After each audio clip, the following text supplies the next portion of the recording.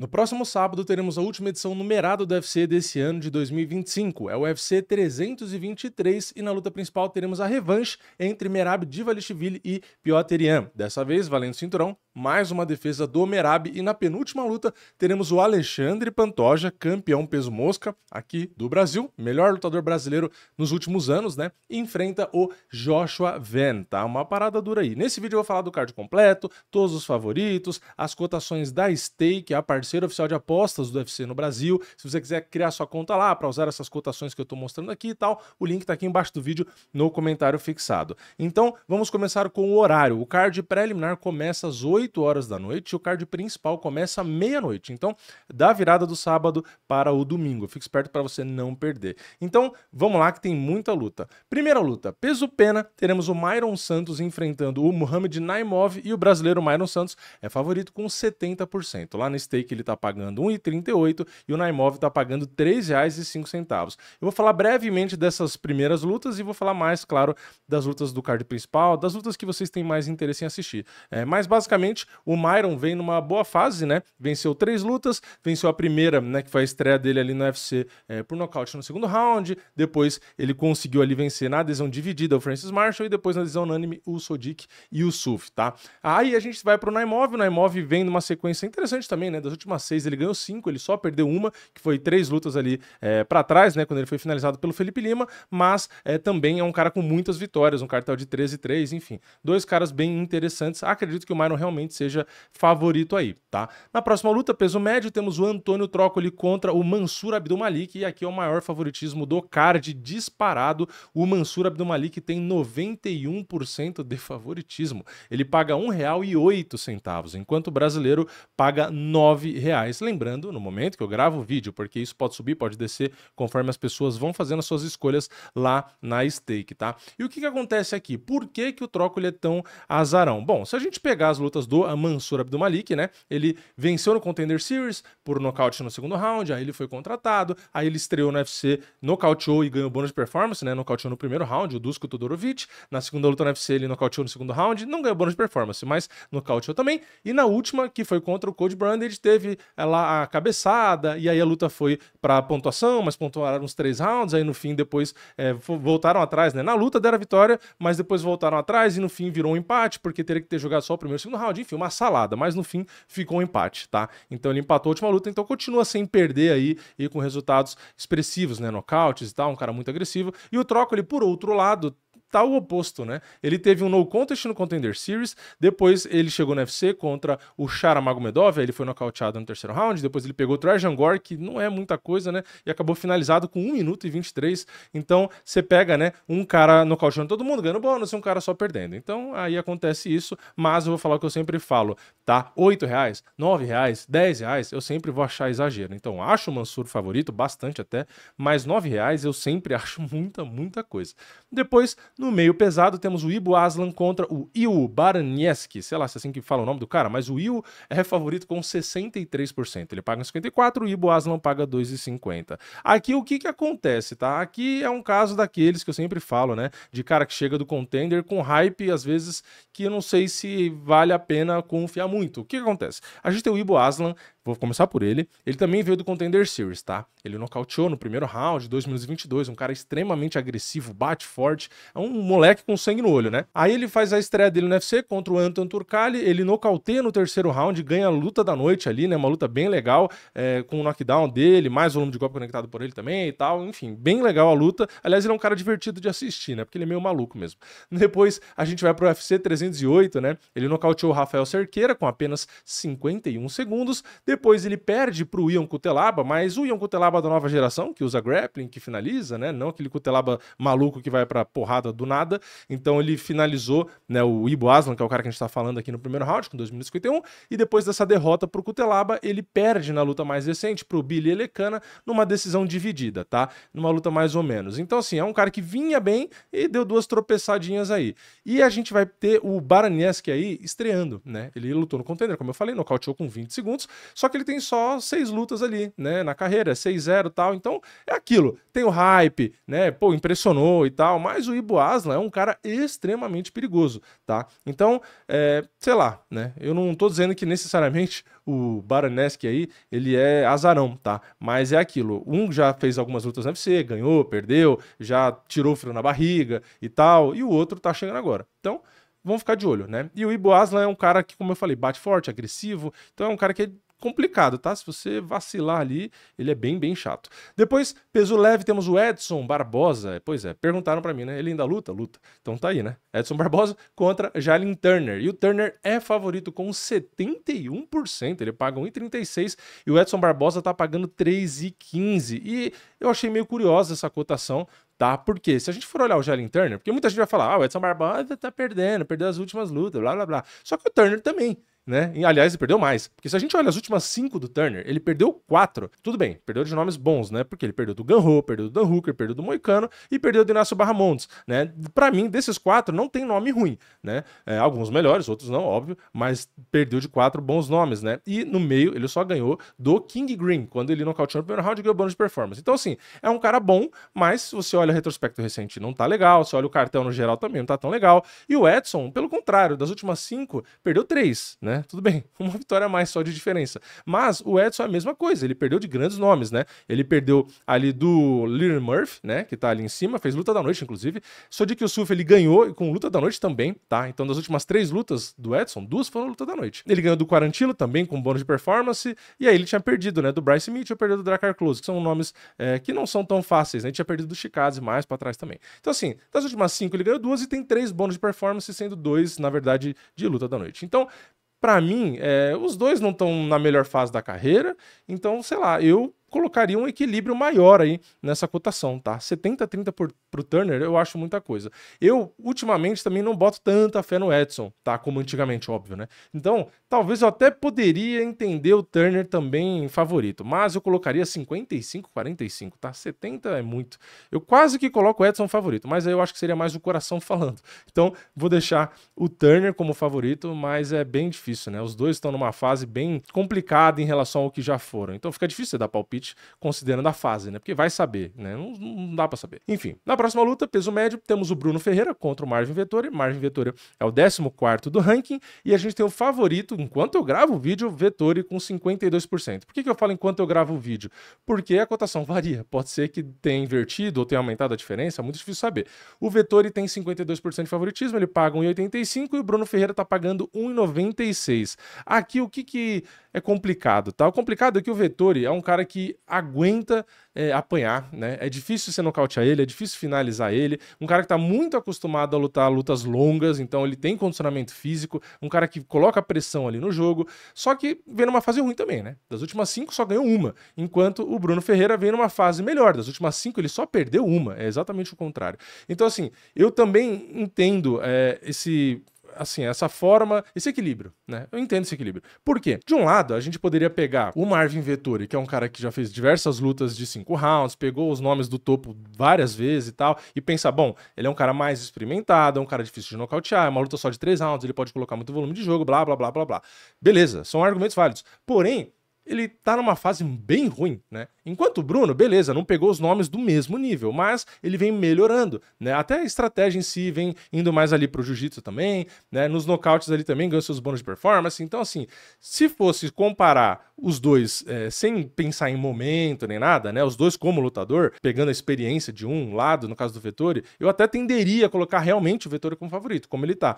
Só que, cara, o Vettori pra mim tá numa descendência, parece que, sei lá, não quer mais nada com nada, não boto mais muita fé nele, é minha opinião, né? Enquanto o Bruno tá subindo, tá? Então eu aqui vou fazer o contrário. Eu, apesar de entender pontos a favor do Vettori, eu chuto que enquanto um tá descendo, outro tá subindo, eu vou confiar mais no Bruno, tá? Mas é isso, luta é bem difícil de escolher também, tá? De dar palpite. Na próxima luta, peso leve, teremos o Farisian contra o Nazim Sadikov, e o favorito é o Farisian com 55%, ele paga 1,76 lá no stake, enquanto o Sadikov tá pagando R$ 2,07. Aqui eu vou falar brevemente, tá, do retrospecto recente dos dois. Farisian vem numa excelente fase, né? A última luta que ele perdeu foi em 2022, então depois disso ele ganhou do Figlak, ganhou do Jay Herbert, do Claudio Puedes, do Matt Frevola, do Mike Davis. Contra o Frevola, inclusive, ele nocauteou e ganhou um bônus de performance, então vem muito bem. E o Sadikov ganhou as duas últimas, na verdade até a última luta, que foi contra o Nicolas Motta, ele ganhou luta da noite e nocaute também.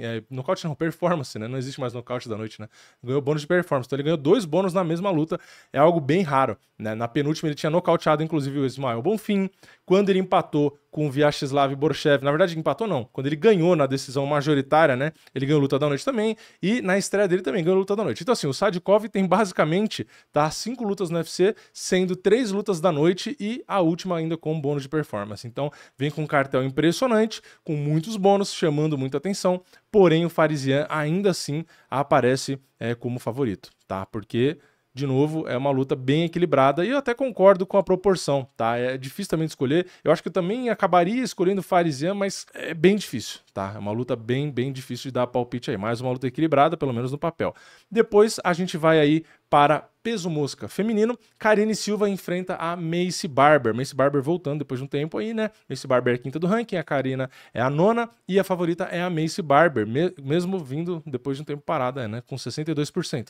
Ela paga 55% e a Karine tá pagando 2,45. Aqui o que a gente tem, tá? A gente tem a Maycee Barber, como eu falei, voltando depois de um bom tempo. Ela tá sem lutar desde março do ano passado, quando ela ganhou da Caitlyn Serminara, né, que era Chuquei antigamente. E na penúltima ela tinha ganho da Amanda Ribas, né, quando ela nocauteou com cotovelada, machucou o rosto da Amanda e tudo, né? A Amanda fez cirurgia, tal. Já a Karine, ela tá mais em atividade, né? Ela lutou em agosto agora, quando ela ganhou da Johnny Barbosa, só que na penúltima ela tinha perdido da Vivi Araújo. Então, o que acontece? Pra mim, tá? A Karine veio muito bem, teve esse tropeço na Vivi, mas estava pegando já nomes razoavelmente difíceis até, só que não são nomes ainda assim do topo quanto a Maycee Barber estava pegando, né? Só que assim, o tempo parado é uma incógnita, então fica muito difícil de escolher, tá? É mais ou menos a minha dúvida do Marvin Vettori e do Bruno Ferreira, tá? Tipo assim, se fosse olhar no geral, experiência, tudo, eu tenderia a colocar a Maycee Barber, mas a Karine tá mais com ritmo de luta e vem bem, então, né, quem que escolhe? Então, assim, é complicado. Nesse caso aqui, o meu raciocínio meio que vai ser o contrário, tá? Porque no caso do Marvin Vettori, ele vem de derrotas recentes, né? Então, eu não boto muita fé. Já no caso da Maycee Barber, mesmo parada, ela não perde desde 2021, né? Então, eu, contra a minha torcida, vou acreditar nas bolsas também. Vou colocar um 60-40 para a Maycee Barber, tá? Mas torço muito para que a Karine vença aí, sinceramente. Depois, peso leve, temos o Chris Duncan contra o Terence McKinney. O favorito é o Chris Duncan, 61%. Ele paga 1,58 e o Terence McKinney tá pagando 2,38. Aqui também vou falar bem brevemente, tá? O Chris Duncan vem de 3 vitórias. A última luta dele, que foi contra o Matheus Rebeck, ele ganhou bônus de luta da noite, inclusive. E o Terence McKinney vem de 2 vitórias.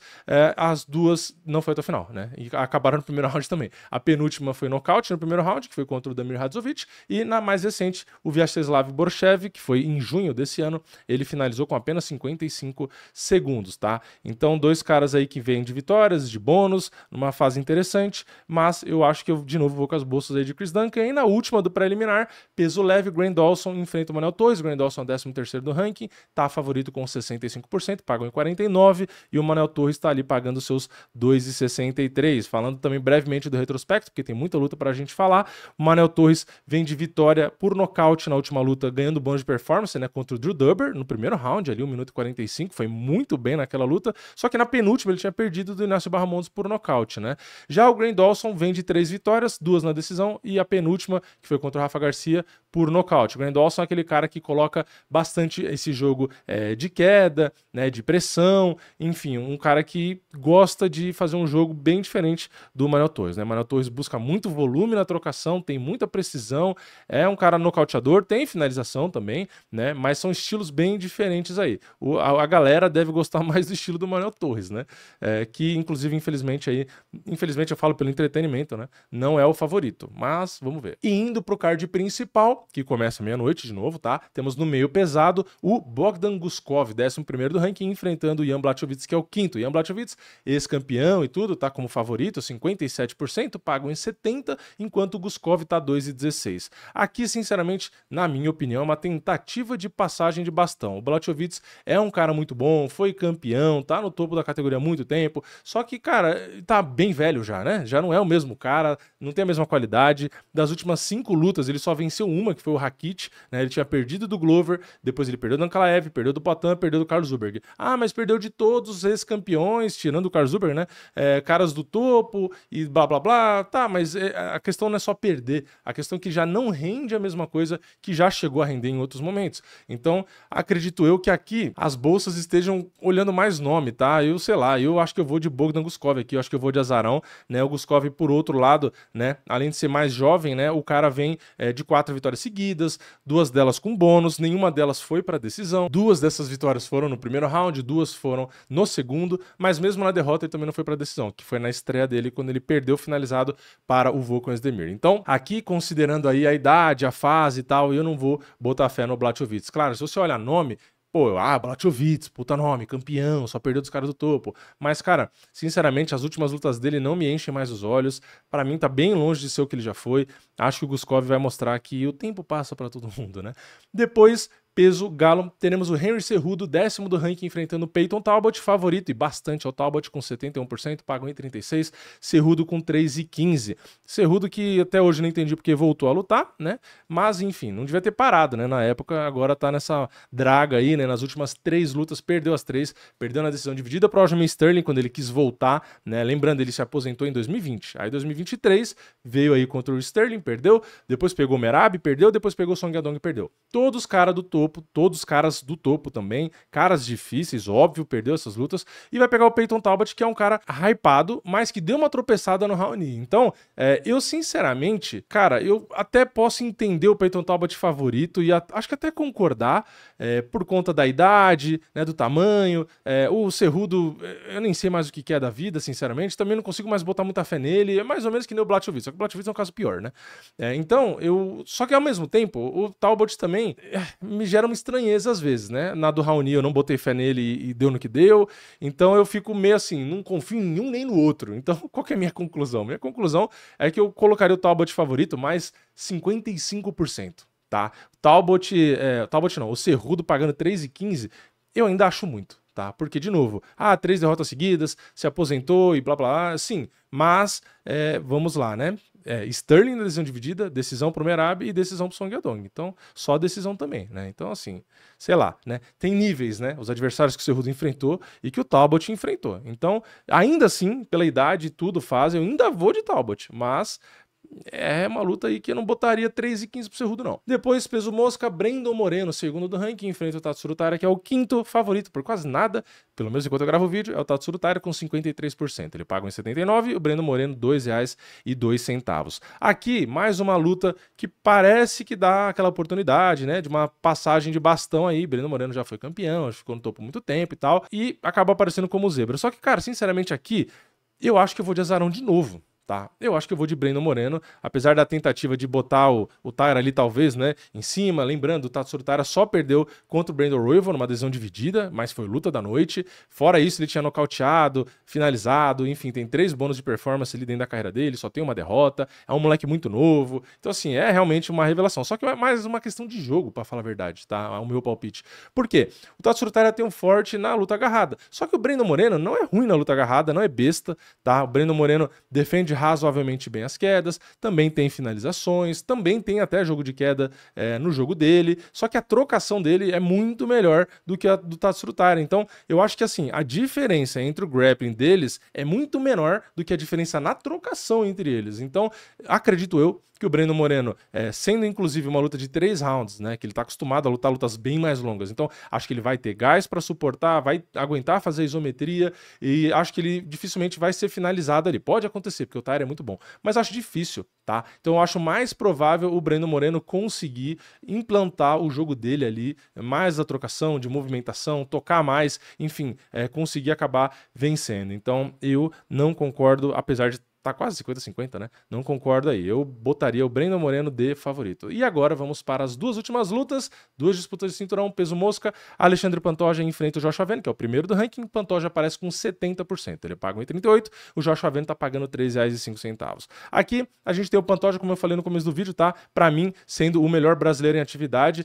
Antes dele, eu acho que o Glover, né? Eu falava bastante que para mim era o melhor brasileiro na época. Agora sim, o Pantoja até chovendo molhado, né? A última luta que ele perdeu foi em 2020 pro Askar Askarov, depois disso ele ganhou de todo mundo, ganhou bônus de luta da noite, ganhou bônus de performance, defendeu o cinturão aí com sucesso nas últimas lutas, né? Na penúltima ele finalizou o Kaya Sakura, que veio de outro evento, porque ele já tinha limpado a categoria, né? Aí depois agora veio o Kakara France, na mais recente, ele também finalizou. Kakara France, que querendo ou não, tem um estilinho ali que lembra um pouco o Joshua Venn, né? Um cara que bate forte, um cara que ia tentar defender as quedas. Aliás, os dois defendem muito bem queda, tanto o Kai France quanto o Joshua Venn. Só que o Pantoja conseguiu passar aí, né? Conseguiu suas quedas e tudo, conseguiu vencer. Então, o que eu acho, tá? Aqui eu acho que o Pantoja realmente é favorito, tá? O Joshua Venn é um moleque muito novo, vem muito bem, né? A gente tem que respeitar o cartel aí, né? Vem de 5 vitórias seguidas. Na luta recente contra o Brandon Royval foi um show a luta, foi luta da noite.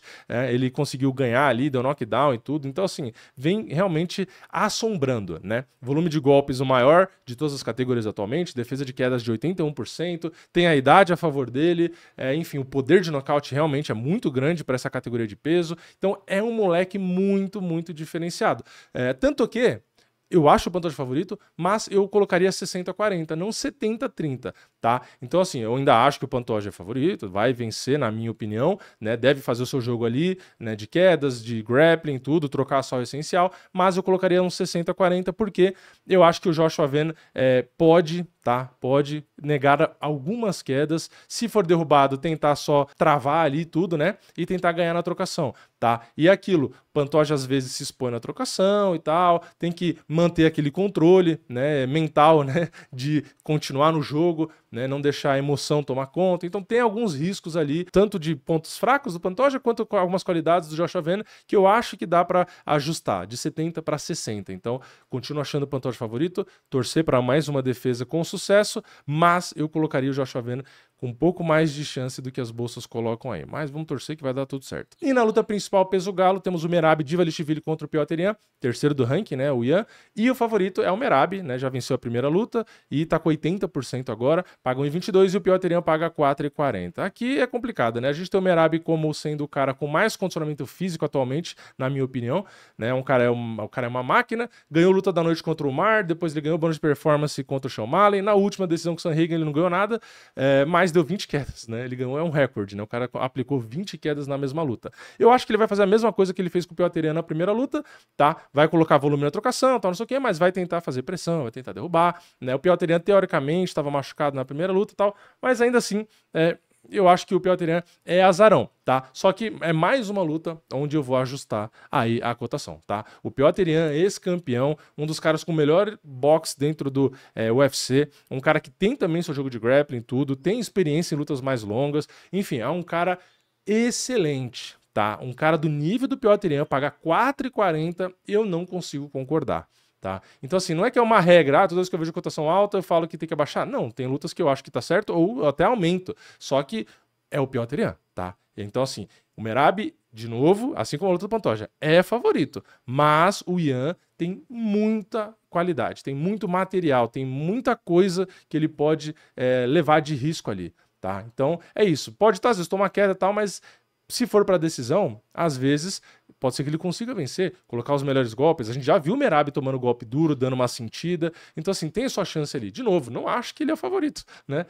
Talvez eu colocaria um 70-30, que ainda é bastante coisa, tá? Mas 80-20, né? 4,40, eu acho que é muita coisa aí. Mas é isso, tá? Meu palpite é Merab, meu palpite é Pantoja, meu palpite é Brandon Moreno, meu palpite é Peyton Talbot, meu palpite é Bogdan Guskov. Esses do card principal, tá? Do preliminar eu falei também, mas já não sei se eu vou lembrar tudo de cabeça. Então, esse foi o resumo final aí pelo menos do card principal. Mas é isso, um card interessante, tá? Não tá dos melhores, pra mim, sei lá, espero uma nota 7 ali, acho que 7 tá de bom tamanho, se for mais que isso, vai me surpreender. Mas é isso, comenta aqui embaixo a sua opinião, deixa o like no vídeo se você gostou, não esquece de se inscrever no canal e ativar o sininho, e eu vejo vocês na próxima. É nóis, valeu, falou!